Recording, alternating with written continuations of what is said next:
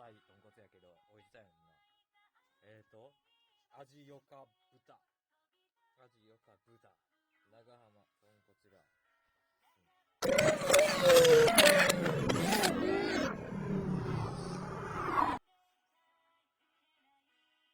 丸太から出てますね、豚肉ゼラチ中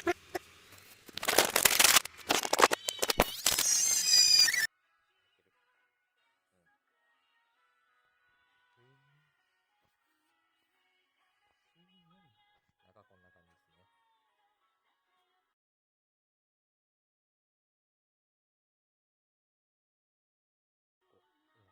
匂いがすごいんですよね。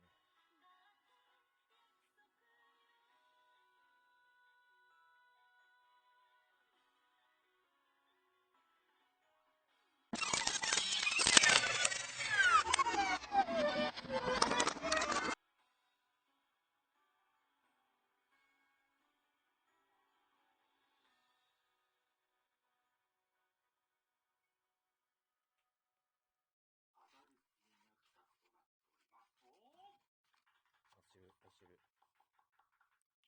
おーおーおーおー、ちょっと飛んじゃったよ。うわ